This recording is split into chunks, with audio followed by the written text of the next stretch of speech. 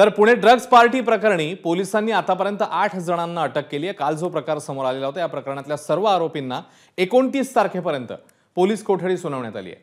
पुण्यातल्या Fergusson रोडवरच्या liquid lounge पबमध्ये शनिवारी रात्री ड्रग्ज पार्टी झाली। मध्यरात्री 3 वाजता ड्रग्जचं सेवनही करण्यात आलं। या प्रकरणात गुन्हे शाखेच्या 2 पोलीस अधिकाऱ्यांना निलंबित करण्यात आलंय। आज पोलीस निरीक्षक अनिल माने आणि सहाय्यक पोलीस निरीक्षक दिनेश पाटील यांनाही निलंबित करण्यात आलेलं आहे।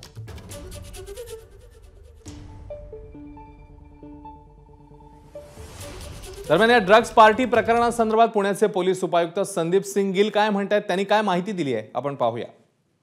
जे L3 नावाचं लॉन्ज आहे FC रोडवर, त्या ठिकाणी काल रात्री घटना आपल्या समोर आलेली आहे आणि त्या ठिकाणी 40-50 जे तरुण होते ते पार्टी करत होते। हा माहिती जी आहे आपल्या दुपारची नंतर आज आम्हाला सोशल मीडियावरनं मिळाली। तात्काळ त्या ठिकाणी पोहोचून कारवाई केली आणि त्या ठिकाणी जे काही पुरावे वगैरे आम्हाला दिसले किंवा त्याच्या CCTV कॅमेराच्या फुटेज वगैरे आम्ही पाहिली, व्हेरिफिकेशन केली, तर त्याचे नंतर आम्हाला हे समोर आला की अशा प्रकारची पार्टी काल तिथे झालेली आहे।